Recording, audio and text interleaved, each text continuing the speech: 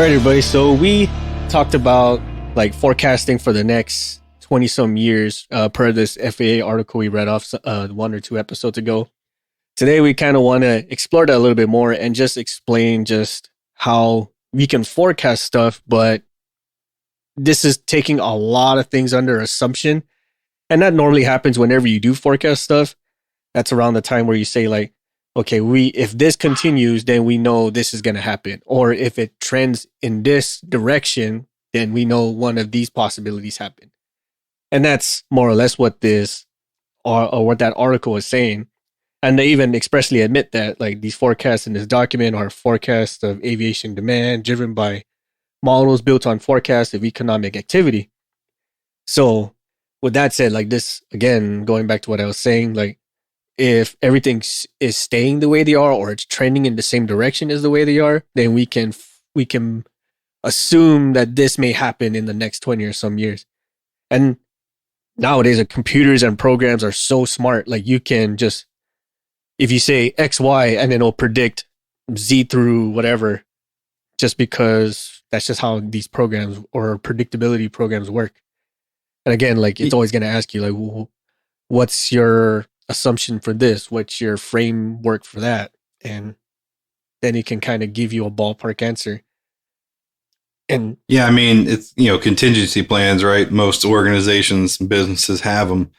Then contingency plans are necessary to have in place to counteract the unfortunate, right? Mm-hmm. But it's hard to plan for everything. You can't plan for everything, even with all these computer algorithms, or let's say you can plan for most things, right? You know that your business in that industry so well that you've invested in this computer program, you've pumped in all the data and the numbers, and you press a button and it'll give you every possible outcome for whatever negative effect is input, and you can try to build your contingency plan. But again, not being able to plan for everything, right? Because in most cases, in fact, all cases, everybody has a budget to adhere to. So you can't invest everything you have into contingency plans because you'll go broke. Mm-hmm. So you have to identify which contingency or which negative, negative source coming at your industry is pertinent and could cripple you the most. And then, okay, let's put some dollars and cents into that and then taper it back from there. Right. The off topic, this kind of reminds me of like the social media algorithm. Do you know what I'm talking about? Like if you look up, like say cars one day, and then all your social media is going to pop up some shit about cars and parts and car models, anything that just deals with cars. Like, what the fuck, dude? Like I looked it up once and now that's all you fucking see. Or even most, like some people say this a lot too. Like there's some like microchip inside your brain nowadays that you could just think about a certain topic, and then next thing you know, it's popping up on your phone or it's popping up on your searches. And no, I'm not gonna say like this may or may not happen, but for the most part, a lot of these algorithms that they program into all these searches and all these advertisements, it takes all your trends and habits and then somehow like just figures out like, okay, this person is gonna want to look at something like this in the next couple months. So let's just suggestively say this to that person. And then it's gonna pop up so many times. I'm like, oh shit, like fuck man, is my phone bugged? Like what the hell's going on? And yeah, I mean that's funny. Kool-Aid and I were just having a conversation about that right before we started recording here. And my guilty videos are watching these like, these dudes and their girlfriends, and they're pranking their girlfriends. Like as soon as their girl leaves, they'll shoot a text to them that says she's gone now, you can come over, just as a prank. Or like the other one was like the one I was just watching was they pull up with their girl in front of the house, like, all right, baby, I'll catch you later. I'll text you when I get home, and they'll give me a kiss. And the girl's like, what? Whose house is this? This is my house. And the guy's like, oh shit, and just starts driving off. Whose house was that? Pull over. I'm going back. Let's want to figure out whose house this is. Man, I love those videos, dude. I think I don't know why I like them so much, but I love them. I think I saw one like that. It was like two guys, and then they put like a random pair of underwear in the back seat. It wasn't used or nothing. They just like went to Target or something and bought like a pair of underwear and just left it in the back seat. And then his girlfriend, whatever, starts flipping out like, who the fuck underwear is this? What are you talking about? You always leave your underwear in here. Like, they're really trying to play it off. Yeah. And she was getting all steamed up for a hot, like, I don't know, 10 minutes or so. And then she finally realized like there was a camera on the rearview mirror. Like, oh, you guys are recording this. Oh, okay.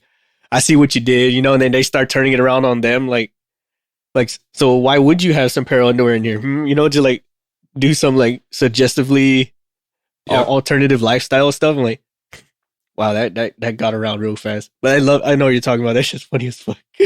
So anyways, you know, the data mining aspect of it, right, is that even if I don't talk about those videos, which I am right now, but let's just say I don't talk about those videos, but it figures out, you know, these apps figure out that I spend the most timer of all the videos I've watched these ones in their entirety or something like that. And then other ones I'll like get 10, 15 seconds a minute into and then skip over. So it's like, okay, these are the ones he's interested, pump more at him type thing.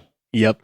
And that's more or less how these predictive models that the FAA and other organizations are using to predict for the next 20 or so years. And that's relatively a good thing. You kind of want to have an idea of what's going to happen next. But like what this article is saying, like there are many assumptions in both economic forecasts and in the FAA models that were used that could affect the degree in which these forecasts are realized. Example they mention is like this year's forecast is driven, at least from the near term, by the pace of recovery efforts from the impacts of COVID-19, right? That's the current big thing that's going on right now. And you want to know that because, like, what's the recovery effort going to look like? What's the cost going to look like post-pandemic? And we're already kind of seeing the effects right now, like with maintenance teams like being shorthanded and they still have to pull full shifts because schedules are going back up. We have passengers who are more rowdy because their planes are not as ready as they want them to be when they say they're going to be. And of course, they're always going to blame the mechanics first for some reason or another. Like, I saw this one post. It was like this whole thread of like how certain passengers were blaming the mechanics, like why the plane wasn't ready.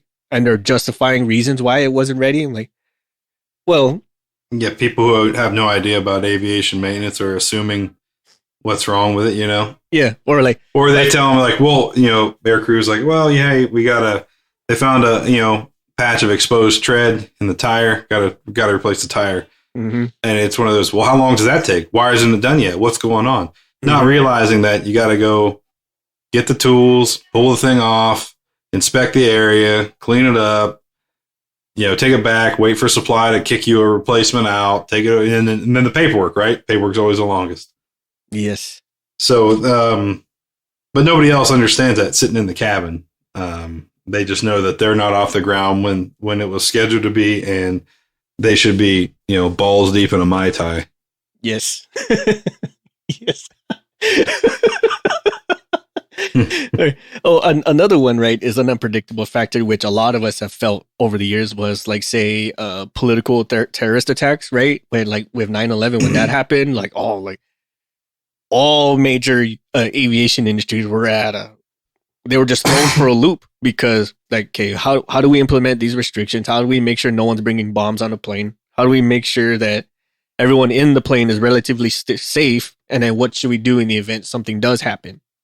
And then also same with the beef up with the TSA and all kinds of other security measures. Well, yeah, and so I was going to say with the TSA side of things, right? You know, okay, we have these terrorist attack deal, and how do we ensure everybody's safe, not miss anything, and pump the same amount of people through security checkpoint with these added, you know, at the same speed, but with all these added steps.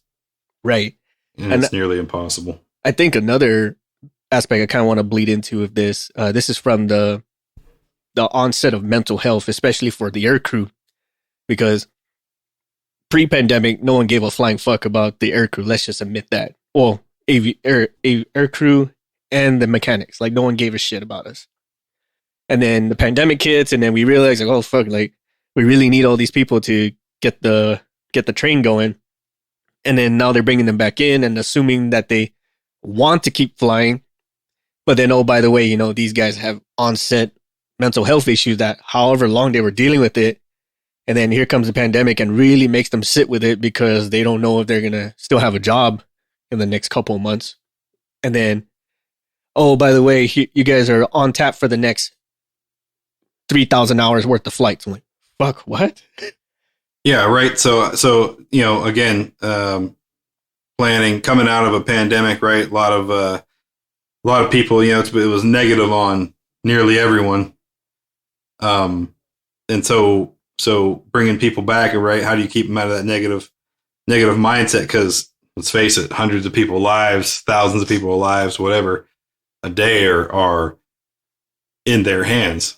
Mm-hmm. How do you keep the maintainer from going, man, screw this. I'm done for the day. The hell with it. Just thread it on there. Don't worry about it. It'll be fine. Yep. Absolutely. Do I need to safety it? Nah, the hell, let's go home. Right? Just stuff like that. Mm-hmm. So keeping the morale, keeping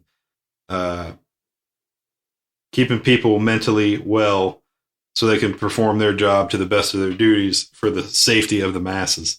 Yes. Very valid point there. Another one that this article mentions about forecasting uncertainties is, like, say, prices. And that's prices for just about everything from raw materials for maintenance crews to the fuel that all the aircraft use to go from A to B, other hazardous materials such as oil and stuff like that. This is all assuming, again, like, this is kind of like the real estate market where, like, it's up, it's down, it's down, it's up. Like, where do we go from here? Should I buy? Should I sell? Should I rent? Should I lease? What should I do? And especially when it comes to something like money, like, oil prices can be high as shit now, and then come 20 years from now, it's like in the dirt. Or even more so now is with these biofuel aircraft or these all-electric aircraft slowly but surely coming into the mix. Are we just going to phase out fuel altogether? Are we going to start having, like, these extended powering stations to charge these planes up? Or are we going to have shorter stints because they can only hop so far or whatever, It's one of those, like gas versus clutch thing. If anyone's ever driven a manual drive car before, like, do I give the clutch more first? Do I give the gas more first? Which one? And it's just a balancing act of which one you guys need to put in more of first before you accidentally stall out the engine. Well, you brought up an interesting point with the prices of fuel, and then the biofuels are a mix of both, or all electric or whatever, right? And we all know that there's all that stuff out there, and rocket motors are continually getting more power, but more efficient. Mm-hmm. And so, hard times also breed creation, right? Mm-hmm. So these airlines are going, okay, yeah, we're not running as many aircraft as we used to be, but let's invest in what we got. So is there some sort of a hybrid thing, right, where you use some sort of biofuel or whatever to get you up to altitude? Once you're at altitude, you could transition to electricity, and the back skin of the plane or whatever is some sort of solar panel, like Tesla's tile roofs or whatever. You know what I mean? Yes. The tiles they make for the roofs, which are little tiles, are solar panels. And so do you make, is there a new back skin or a new skin for aircraft in the development that's got an embedded solar panel? And so, okay, you use the fuel, get your main thrust, get off the ground. Once you're at 40,000, transition to engines could be cut to 25%, and some form of electricity kicks in or whatever else to for two different motors, electric motors on board, and then that's what kind of you can cruise at that all the way till you land. I mean, you know what I'm saying? So you could reduce the amount of fuel you have to burn. So you don't, instead of fueling up every flight, you can fuel every 3 or 4 type thing. Right. Yeah. So I'd be curious to see, hard time again. Sucks that the hard times come, but the hard times also breed some pretty innovative things. So it'd be kind of interesting to see what happens in the future of aviation regarding that. Oh yeah, especially. I remember when hybrid cars first became a thing. Like when they first rolled that out, like, this is stupid. How's this even going to work? It's like, it's powered by water. What? Or the wheels charge the batteries. What? Right? Mhm. And then now look at it, right? Almost every other car on the road you see is either all electric or some type of hybrid. And you used to laugh at them when they first rolled out, but then when you start hearing 50 miles a gallon, 65 miles a gallon, fuck, sometimes 90 miles a gallon, I'm like, wait a minute, what? Like, Yeah. Yeah, that's and so right, so we were all laughing like, nerd with your hybrid car over here rocking a V8, and then but they spent you have a 1,000-mile road trip and they spent $20 on fuel and you spent 2,000, it's like maybe they got a point over there. right, yeah. So think of that though, right? So think of that. The airline, if the airlines could somehow capitalize on that, and sure it'll be an upfront investment, but over time, as the technology gets better, imagine like, hey, you're going from LA to New York. Well, what's that going to cost? You're going to go from LA to Sydney. Well, that's typically a $4,000 plane ticket. Cool. It's $400 now for that stint or whatever. It's just it would open up traveling for so many more people. Mm-hmm. You can say, oh man, I've never been to Miami. I'd love to go to Miami. I just can't afford it. The hell now, a round trip ticket's $40. Sweet, Right. Another thing about cost is like currently with the infrastructure, god damn it, of like some of both the aircraft, the runways, the airports themselves, the routes that they take, all that stuff's got, eventually going to wear out. So you got to factor in the cost it's going to take to keep those going. Like say with certain runways in different areas, the weather can really beat it up, or it's been a long while since they've did maintenance on this stuff.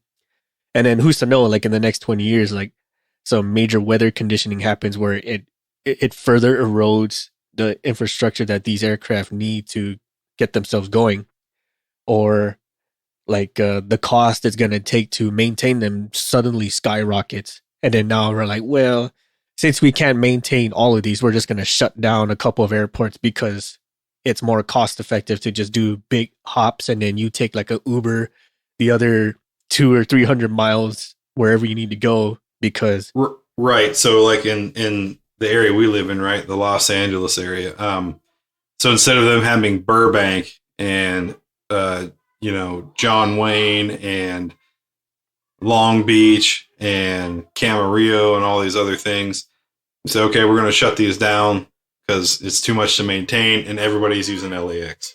Mm-hmm. No matter what. So, but then again, you'd have to expand that airport massively too to accommodate all the additional traffic. Yes. But I mean, you could say, Spain is prime example, right? Spain went through a big economic recession. I can't remember, maybe a decade or so ago, mm-hmm. and they had major airports. Brand new airports that they built and then never used, just closed them up because they couldn't afford to operate them, right? So what's to say the same thing couldn't possibly happen here? God, I hope it never does, but what if? Yeah. I like what this article also mentioned about uncertainties. It goes, although U.S. airline finances have been decimated as a result of COVID-19 and the fall in demand, the outlook for further consolidations, either through mergers and acquisitions or bankruptcy, appears to be rather limited based on the FY 2020 data. I think we just saw a merger. Seeing that. Yeah, Frontier, and who was the other one? It was Spirit. Frontier and Spirit, right? They just did a merge not too long ago. I remember, well, it feels like a couple for me, but a while back, there used to be Northwest and Continental and all that. PSA or something like that. Yeah, and Pan Am even. All those all those even got either got merged with other companies or other airlines, or they just disappeared altogether. Right. I think Northwest got taken over. I want to say it was American. Was it American? No, I could be wrong. But I know for sure Continental merged with United, and that was like a big international gateway that just opened up for them. Well, and isn't like Wisconsin Airlines, didn't they go up under like American or something like that? I think so. Yeah, excuse me. A lot of these smaller, airlines get sucked up under the bigger names. But what's funny is they still, like, as you hear, this is welcome to United Flight whatever, operated by that smaller company name. So it's like they don't fully get rid of it, but it doesn't have its own, like you don't go to their website, you go to United's, and then they use. Yeah, matter of fact, interesting that you're right. As a matter of fact, I remember. I think there was a small carrier. It was called American Eagle. Yeah, there you go. Yep. I want to say that got absorbed either by United or American Airlines. I can't remember completely, but I remember seeing that fully because I always got its logo looks almost exactly like this one college. It was like just like an eagle all spread up on the vert fin. Wow, like whatever happened to this? I remember seeing this all the time, especially if it's just like for a 3-hour flight. But now it's like you don't see those no more. Or like you said, like it's United or American Airlines operated by so and so, or like a Legion or something like, or Alliance or something like that. But I mean, mergers are a big part of any industry, no matter what you're in. And I think it's one of those. They both look at one another. Those organizations say we either both go under, or let's combine our resources and stay afloat. And I think most people, for benefit of themselves and their employees and whoever else, go, okay, let's keep the ship upright. Let's not capsize this. Oh yeah. So in many instances, it's a very smart move. Yeah. Most times the mergers are usually a bigger absorbing, a smaller, right?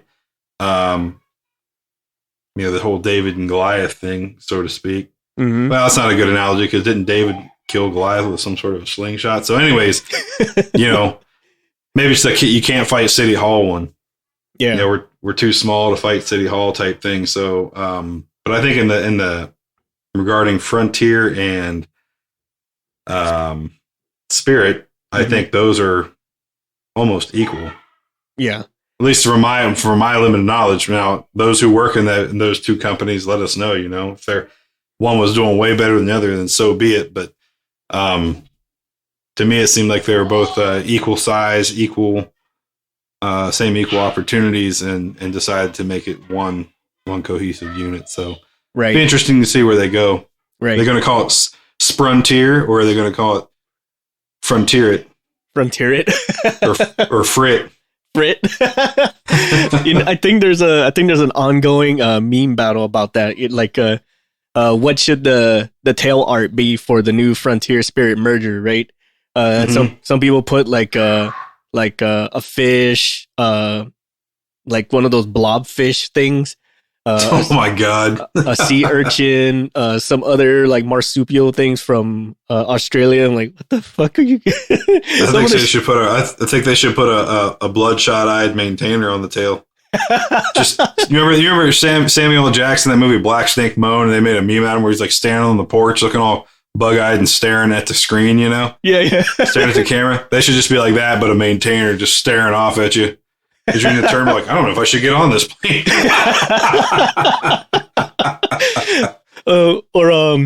What was that one? It was like a privately owned plane, and it was like his N number was like N something FU or some shit like that. Like, well, yeah, we know how this person treated this plane. But saying going back to the mergers, right? Like this is all stuff like it's predictable to a point. Like, okay, we know this plane is gonna go in the tubes, down the dirt. We should probably absorb them now. But then say like you got something like Southwest where like they just boomed overnight because of their low fares, right? Like, oh, we'll take you to Vegas in only $60. Like, really? Let's do it. Yeah, with the one-way fees and all that. But yeah, but that's all assuming that everything does happen the way it should. General Aviation's another one where like they suffered a lot, which we've covered a bunch of times. But like with General Aviation, there's really not anybody managing that kind of stuff. It's just like a bunch of private owners, and they're just like foreseeing it for themselves. Like, okay, I should probably stock up on parts now before it just goes into tubes, and then now I'm having to like pull parts from a 1970s Chevy and just somehow making it work for my freaking Cessna or some shit like that.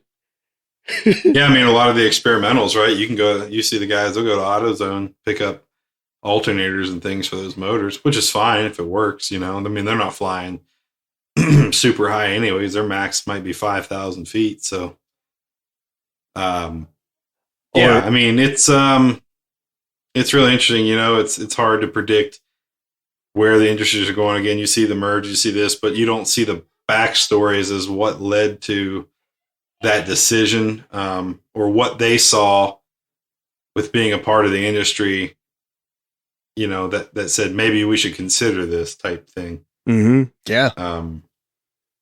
I think you got to look at it as like the when you're doing these, and also, right, when you're doing these, predicting the future and planning contingencies, right, you also have to look at the we over me type thing. Like, it's not just me in this business. I got, so let's say the example of this podcast, right? It's not just me. Can't just do what's best for MVP over here, because I still got 6 and Shoreline to consider on the other front, right? So you gotta do what's best for the whole crew. Yes, and I like that you mentioned that, because when it comes to general aviation, a lot of people's like, whatever, as long as I'm taking care of my shop, we're fine. And I haven't really seen much of that, because most people in the aviation community, they're very open and helping to each other for the most part, right? But when it comes time to like, hey, I need my plane to fly, that's when it kind of draws the line, like, hey, this is starting to affect my money. This is starting to affect my flights. This is starting to affect my safety. And then that's when you kind of have to start picking and choosing. Yeah, I've been in some shops where, you get other crews from other companies come over. Hey man, can we borrow hey, we're oftentimes it's like, hey man, we came out here for one job and we've been out here we're supposed to only be here for 2 days and it's been 2 weeks. We keep, getting work tacked on to us. We didn't bring a jack with us. Can we borrow your jacks? We're obviously not traveling around just carrying 4 jack stands in this thing. Yep. Can we borrow your jacks? Yeah, man. But sometimes you gotta be like, hey, I got a bird coming in 3 hours that I'm gonna need it for. So sorry, you know what I mean? Yep. But most times you get, yeah, man, here you go. You can borrow the jacks. And the courtesy is, hey, you can bill us. Just here's the work order number. Just bill that work order number. But maintainer to maintainer, like, nah, dude, don't worry about it. Just use it. Just use it, get your job done, bring them back. Try not to beat them up or anything, but yeah, please don't break it, because then we're gonna have to justify a reason. Hey, why did we have to replace a $6,000 hydro pump on that jack stand? Well, no reason at all. Oh, so and so hit it with a tug. Oh, okay. How dare you? Just start making shit up. Yeah. So like, not only trying to lift your mom. Shut up and give me the jack. You motherfuckers, you're all working 16-hour shifts today. Like, fuck it, whatever. So not only is the volume of aircraft operating at most large hubs expected to increase over the next 20 years, but the mix of aircraft is changing for the same time period. So as older aircraft become obsolete, newer ones are going to come to replace them. And then the experience level for these newer ones, that's still ongoing. So you have experienced mechanics, but they've never touched a 787 before, or they've never touched an A321 before, or some shit like that. I'm like, what the fuck is this plane? Right? And yeah, you go inside and everything's touchscreen, push button, really simple, like 3 buttons in the whole cockpit, and you're going, I don't know what I'm supposed to do here. There's not 8,000 switches I have to go through my checklist. I don't know what to do. Yep. And so like, this change of the mix in aircraft will most likely add to the workload above and beyond the increasing demand for aviation services resulting from the growth in the operations over for the forecast period. Wow. So now that these things are new, you would think like it's going to get better, but of course, you got to factor in like, okay, newer plane has newer set of problems, and there's a learning curve to see how that's going to actually affect you. There were some aircraft, I think, like once you plug it in, it starts generating work orders, or it starts ordering parts of what it needs. But some of them, they're so sensitive that like, if they just peg the limit once, then they start generating write-ups. And so you got to like figure out like, well, how long was this fault for? And then you got to start going back and deleting them, or signing them off as not required, pop prematurely or some shit like that. Yeah. I mean, it just hits the red line once and starting to order parts. And And then, but the fault clears, but the part's already ordered type thing. You got to sort of, so you're going to have added cost there, right? Because then supply is going to get that call, that request, and they're going to start generating and whatever else. Now you got all the added steps of paying people to do that, and the part get there and like, oh, we actually don't need it, so put it back in. Mm-hmm. And if it's kind of an ongoing, issue, you're going to say, man, the metrics say, man, we spent, an additional $5,000 this past month just putting these parts from supply to the line, and the line saying we don't need them actually, and sending them back. Mm-hmm. But it's one of those, like when you bought them, you got to keep it or you got to store it in a certain way, and then you're not equipped to do that. And then now you're incurring more cost to store these things because the system somehow generated that you needed it. There's also the case where, like, say it goes to order the parts, it flags that you ordered it, but then the part back ordered, and then now you got to go through the whole loop-de-loop to say, like, okay, we don't need the part now, but since we identified that there's a shortage, we should probably start figuring out how we're going to actually get it when we need it, kind of thing. And I think we mentioned that in the previous episode of like how long it takes for parts to get put into service, how long it takes for it to get overhauled, what's the cost of it to get renewed and overhauled. And so like that, it's one of those like curse and the blessings, like, because we ordered a part we don't need, but now we kind of identified a gap that we're going to need this at some point and there's none in stock. Yeah, well, and we were talking about older aircraft going out of service. I kind of wonder, I mean, like we have a couple of boneyards out here in the desert where Six and I live, and you see crews out there every so often pulling a panel off, pulling the back skin off of something, scavenging parts, this and that. Mm-hmm. But there's, to take down to LAX or SFO or wherever and fix a bird that's busted up there, right? And it's an older bird that's still in service, mm-hmm. and they're not making new parts for it, which is why they're scavenging these old things. But you kind of wonder, other than that, though, they just sit out there and rot for years, but there's so much wasted aluminum and titaniums and other metals, copper and all of it, wiring. Like I think one thing that needs to be visited here and moving forward in the future is the recycling aspect of old birds. Yes. I think there's some way we got to get the foundries back in operational, getting these metals reusable, because Lord knows there's a lot of it out there. Yeah.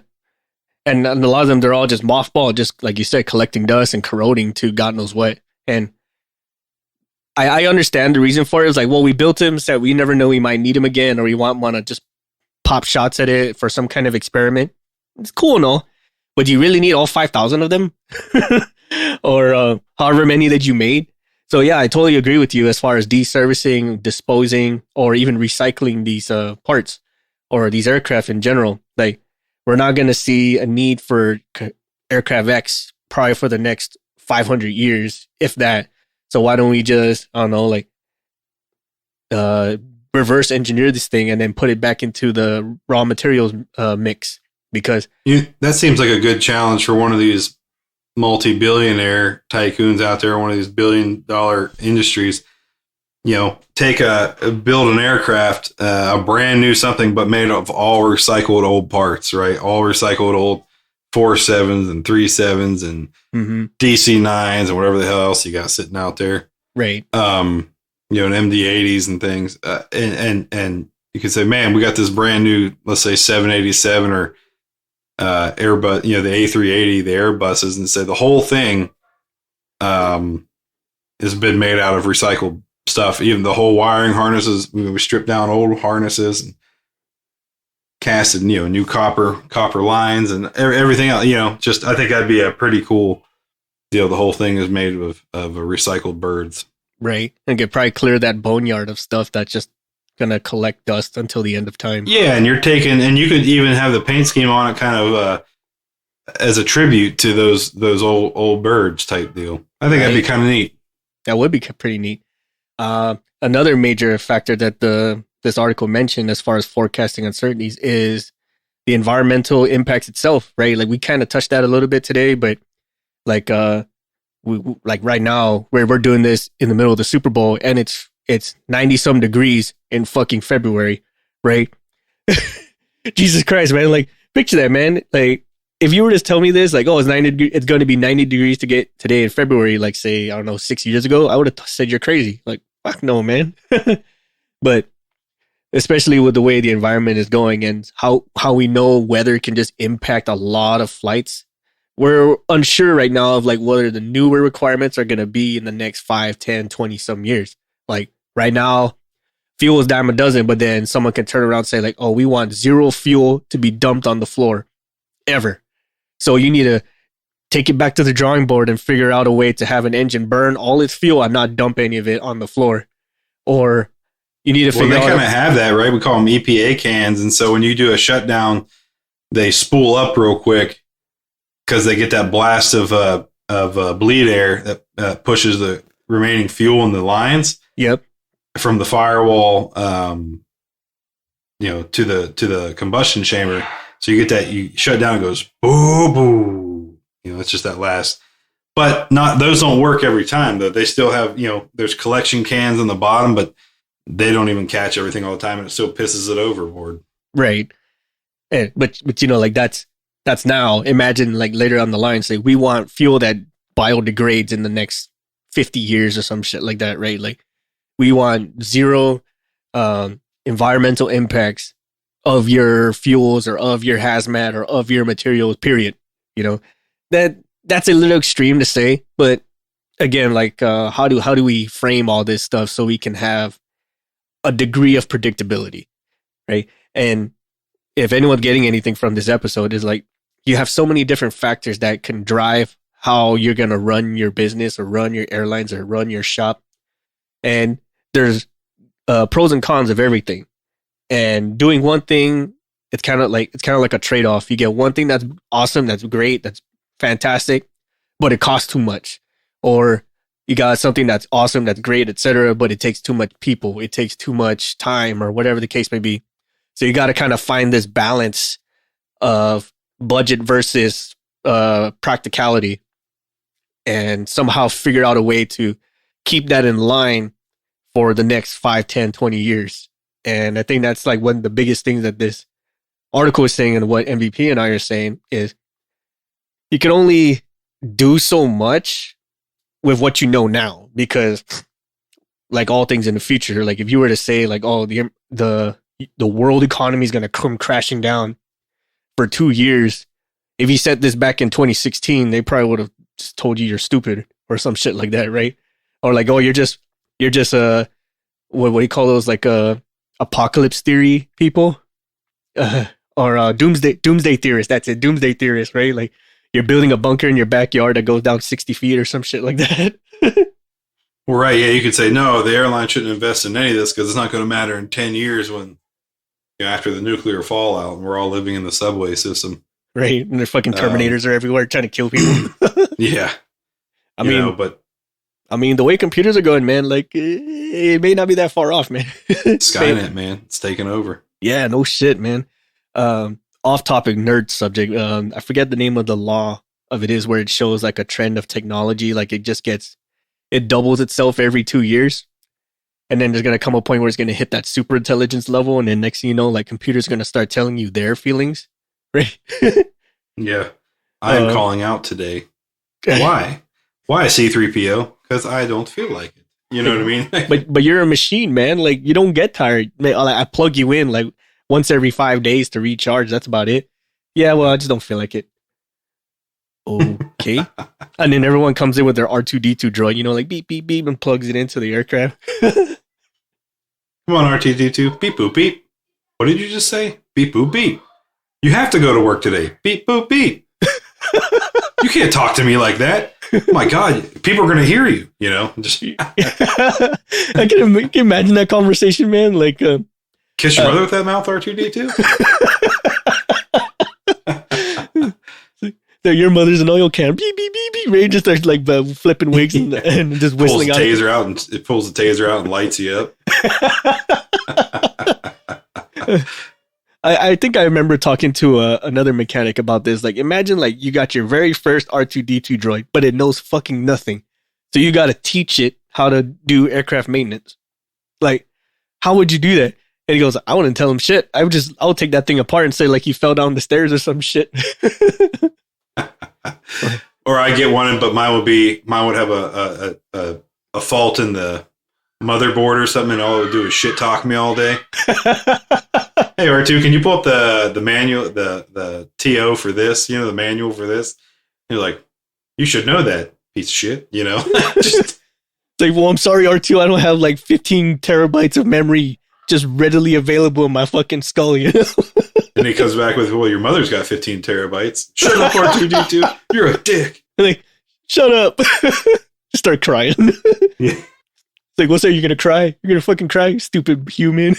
He's so mean. I hate this guy. Yep, that would be my luck, man. That would be my luck all day. That would be my luck too, man.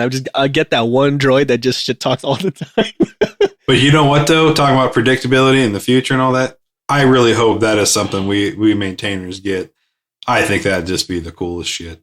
Yeah, right. If one can hope. Can hope. I mean, imagine like how the convenience of it. If everything worked, right? Let's assume that everything does work. Like, we figured out the bugs in technology, and we can guarantee like 99% of the time the product will work. And then having a mechanic droid or a mechanic robot just be your buddy. It's like better than a human buddy almost, because he just does whatever the fuck you tell him to. Or he learns you in such a way that he knows that he can predict how you're going to act and how to make you feel better.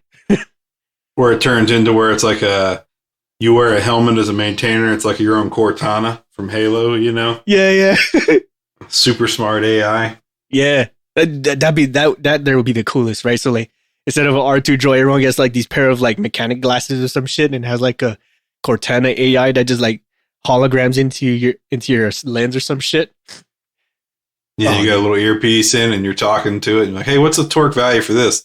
Torque value for bolt XYZ is 56 inch-pounds. Thanks, friend. That'd be sweet. That would be sweet. But then you see, or like it's auto-filling paperwork for you as you're working. Oh, that would be amazing. That would be amazing. The sweetest. Right? And like, all you got to do is like just do like some kind of digital stamp or some shit, like just, or a digital signature. Like, you completed task 1 of whatever. Are you ready to sign off? Yes. And it just autofills. Like, fuck yeah. But then the AI also does like, it's running a turnover in the background of everything been done and what needs done. So as the next guy comes on shift, you don't even have to like sit there and be with them and look at what you did. You can just, it's cataloging through your lenses and what you've done. And the next guy puts on his lens, the earpiece, and you're going out and you type in town regarding status update, you know, Cortana, and then it rattles off everything that's been done where you got to go. That would be sweet. That would be sweet. It'd be expensive as fuck, but it would be expensive, but like you could be like, hey, what about, where's the drawing? This thing? Oh, drawing such and such is currently in red line awaiting engineering. You're like, all right, well, I know I can't do that right now. Right. Or like it projects the drawing through your lens like onto the part that you're working on. Right. So like a 3D hologram, but you could see the internal workings of it. Oh man, imagine that. So like, say you're working on a component, but you're like, I don't know what's wrong. It's kind of intermittent. And you could look at that component in 3D, see it, and you could see its internals like X-ray vision. And you could like, oh man, it's got a internal orifice that's partially clogged, which is causing this issue. Oh, that would be freaking amazing. Whoever's like the super genius technology dude, whoever's the real life Tony Stark out there, figure it out, please. That would be freaking dope, right? Call it whatever you want. Call it Jarvis. Call it Cortana. Whatever. Just like, please do that. That would be amazing.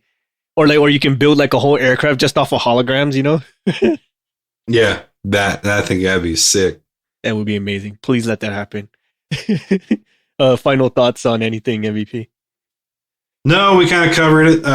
It's we talked about predicting the future and talked about the uncertainties, and that's where you have your contingency plans, but you got to be smart with your contingency plans. You can see and know everything, but you still have to prioritize which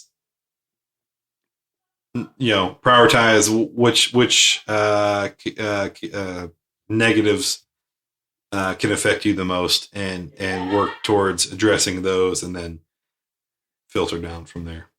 Right. And last thing I'll say about this is like, don't get too stuck in the planning and predicting of things, because you say you get so set on a certain way of planning or a certain way of contingency planning, and then you end up shooting yourself in the foot because you spend too much time doing this and you never actually got a plan forward of actually how to do stuff. Or you put up too many constraints, and then you end up like not having any type of ability to address a problem because you have too many barriers that you've created to kind of keep everything within a predictable set of actions. If that makes any sort of sense, anybody? Sorry if I confused everyone. No worries. If you have any questions and we're confused, please hit us up and we'll try to explain more. Please do. Please definitely do. If you have any type of... We'll either try to explain more or confuse you more. No guarantees. Right. Or if you got any stories about this sort of thing, please send us. Or if you feel like if you would invest in an astromech droid, please let us know too. We're a fucking bunch of nerds.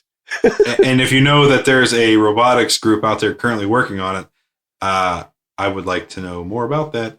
Yes, I definitely would. On that note, thanks everybody for listening. See you next time. We'd like to take this time to thank our patrons for supporting our show and allowing us to continue to make episodes, maintain our gear, and create merch for all of our listeners, with special thanks to Erica Lamont, Chris Hawkins, Ryan Freshour, Dan Schubert, Jenny Dignan, and the ladies of the Dick Talk and Mimosas podcast. Thank you all so much for your support and patronage. Visit our shop at cancelformaintenance.com and grab some swag to show off both your support for us and your prowess as an aircraft technician. If you have ideas for the show or you'd like to be a guest on the show, visit our contact us section and send us a line. We will do what we can to get your ideas or yourself on the show. You can also follow us on social media, such as on Facebook at Cancel for Maintenance, Instagram at Canx, that's CANX for Maintenance Podcast, or on Twitter at CXMX Podcast. Check out some of our affiliates like Rockwell Time, where they make both rugged and classy watches to fit your lifestyle. Use the code CX4MX and save 10% off your purchase. Support us on Patreon. Our patrons get exclusive perks such as access to our Discord, discounts and early access to merch, special patron-only episodes, and so much more. Thank you again so much for listening, and we'll see you next time.